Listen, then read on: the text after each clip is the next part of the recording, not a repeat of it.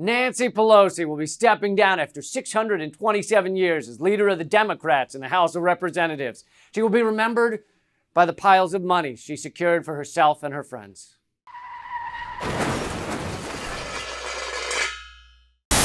For me, the hours come for a new generation to lead the Democratic caucus that I so deeply respect.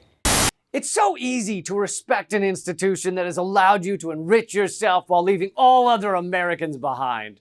The leader of a crime syndicate generally respects the crime syndicate. And last week, the Democrats easily elected Representative Hakeem Jeffries from New York to be their new leader. And Jeffries is new. He's different. He's just a breath of fresh air. He's the first person of color to lead the Democrats in the House. So will he be any different? I also want to convey my thanks to Speaker Nancy Pelosi, an extraordinary speaker for the ages, who has delivered so much for so many over such a significant period of time. Our caucus is better, our country is better, the world is better because of Speaker Nancy Pelosi's incredible leadership. Wow, he sounds great. Once someone teaches him to use his hands in motions that are human, he's going to be wonderful.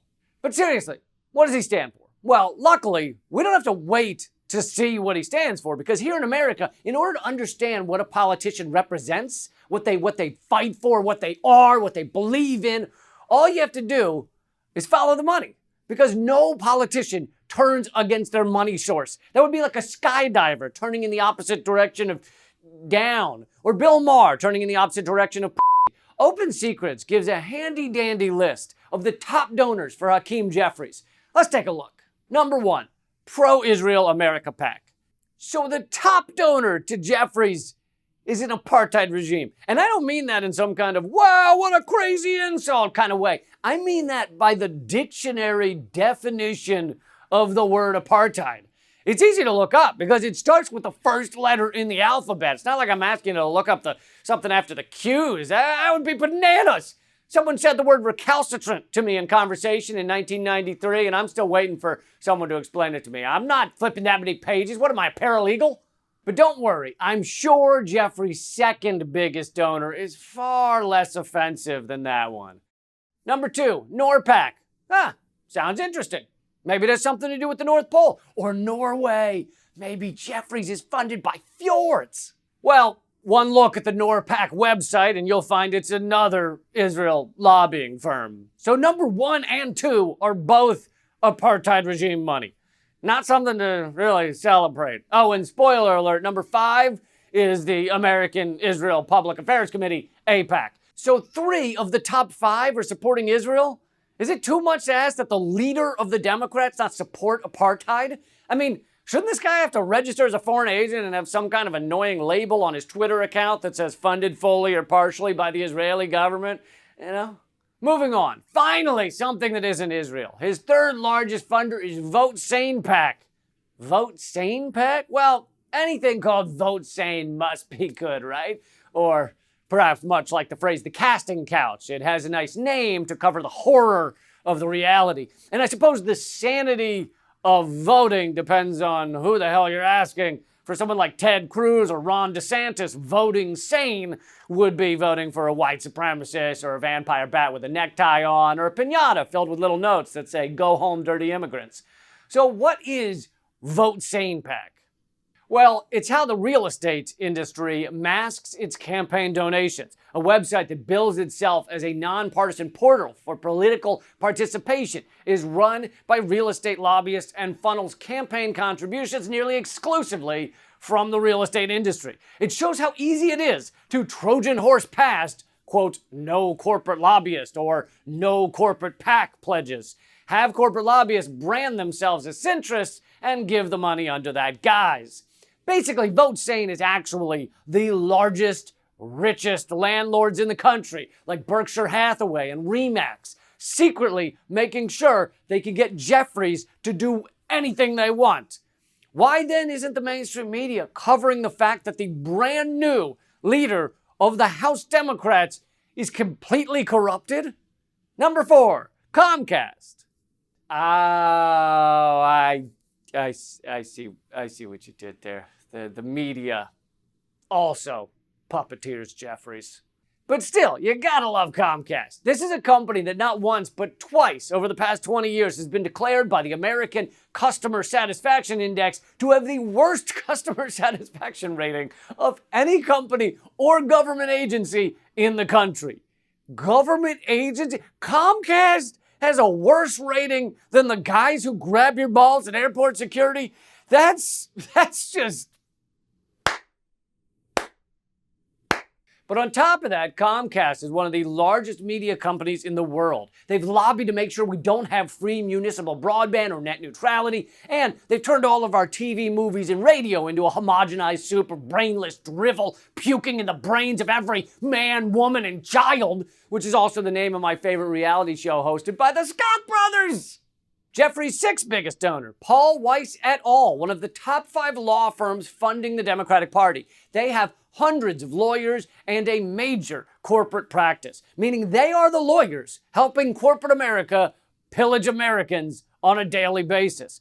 Most controversial is the firm's work for fossil fuel companies, including Chevron and ExxonMobil, which led to a Drop Exxon protest campaign in early 2020 from students at the elite law schools where Paul Weiss typically recruits. Even law students are critical of Paul Weiss. Law students take whole classes on how to get infirmed old ladies kicked out of their homes so a shared dollar store Olive Garden parking lot can expand large enough to hold 1,500 cars. You know you are the scum of the earth when even law students view you as having gone too far. Number 7, Apollo Global Management. Doesn't sound so bad. Apollo is an asset management fund with $512 billion in assets. Well, I'm sure they invest that $500 billion in good things like special snowmobile seats that help paraplegic Eskimos drive without their feet. You know, positive stuff like that, right? Right? Actually, Apollo owns beloved institutions like the University of Phoenix, the nation's largest scandal-plagued for-profit university that has locations all over the nation, barely has anything to do with Phoenix, and regularly deceives students. A couple years ago, it paid $141 million for deceptive practices. But also this year, Apollo was a major buyer in the UK pension fund fire sale. The private equity group snapped up $1.1 billion of assets as it took advantage of the crisis triggered by the government's mini budget. Nothing like exploiting a crisis to exploit retirees. This means Apollo goes after both the young and the old, like a Walmart HR manager. And in case you're still thinking, Apollo doesn't sound that bad, come on, I like their can-do spirit. Their CEO and co-founder, Leon Black, left the company last year because of his financial involvement with Jeffrey Epstein. But you know how it is. You had a party, there's a line for the bathroom, bing, bang, boom. You end up financially intertwined with the most prolific sex trafficker this nation has seen in years. I've seen it a million times. But it's not just financial. Just last week, a woman who says she was raped at convicted sex offender Jeffrey Epstein's New York home by Leon Black, the co-founder of U.S. investment group Apollo Global Management, has sued the former executive and Epstein's estate in a Manhattan court. Yikes. But none of this is enough for Hakeem Jeffries to stop taking their sweet, sweet cash. He just can't resist it. It's so good. And luckily, his lack of a moral core makes it easy for him to not care about resisting it. Okay, can we finally have something positive, some wholesome people funding Jeffries? Number 8, JP Morgan Chase. JP Morgan Chase is actually the world's largest funder of fossil fuels in the world. So Chase Bank is one of the top entities killing our future. But don't worry, they announced a net zero emissions pledge by 2050. 2050? So basically, by the time every executive currently at JP Morgan Chase is either dead or in diapers, they claim they'll stop funding fossil fuels. I think that might be a bit too late, considering right now is too late. But don't forget, Chase was also one of the top causes of the 2008 financial crisis, which knocked millions of Americans out of their houses, caused God knows how many divorces and broken homes, and was shown to cause at least 5,000 suicides. And you know for certain Chase was in a big way responsible for that crisis because they reached a settlement in 2013 for $13 billion with the Justice Department, which was the largest sum ever in a settlement of that type. In a country of nonstop, holy shit, busting at the seams corruption, JP Morgan Chase managed to be the most corrupt. That's like being the dumbest person in the writer's room for a DC Comics movie.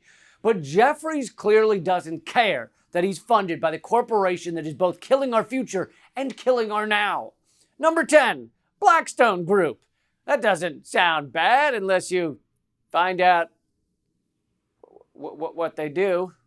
They're the biggest private landlord in the nation, and they're only getting bigger, expanding into rental housing. They do everything they can to make sure rents and home costs are as high as possible, and doing so has Blackstone's stock price up 80% over the past year. And the two largest shareholders of Blackstone are BlackRock and Vanguard, the private asset management firms that own the world. Please see episode 1 of The Most Censored News.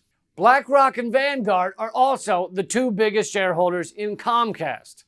Number 11, RXR Realty, another real estate and development company buying up our nation. Number 12, National Association of Broadcasters, which is a lobbying group for the biggest radio and TV corporations. And skipping down to number 16, it's The Group. The Group? Nothing that vague can ever be good. Like if you ask somebody what they do and they say, I help people go on long vacations, that's a hitman. They kill people. If they say, I work with numbers, that means they're a loan shark. They break knees. Turns out The Group is a lobbying firm that represents good people like Pfizer, Altria, aka Philip Morris, Meta, aka Facebook and Instagram, Lockheed Martin, aka Merchants of Death, JP Morgan Chase, aka Shitheads, and Dataminer, the company that helps cops and the FBI surveil protesters, among other things. So The Group is a lobbying firm for the worst people in a country filled with worst people. And they control what the new leader of the Democrats does on a daily basis. Point being, Minority Leader Jeffries is funded by villains and supervillains, and much like shingles, this is just scratching the surface. Jeffries taking over for Pelosi is nothing new. It changes nothing. It's the same cast of corporate supervillains owning our system, controlling the decisions, and making sure that at the end of the day,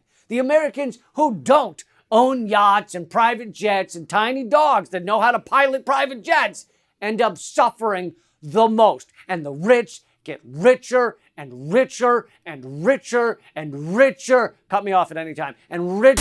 That's the Most Censored News for this week. Please keep this show going by subscribing to youtube.com/behindtheheadlines. Also, check out all the interviews I have coming out.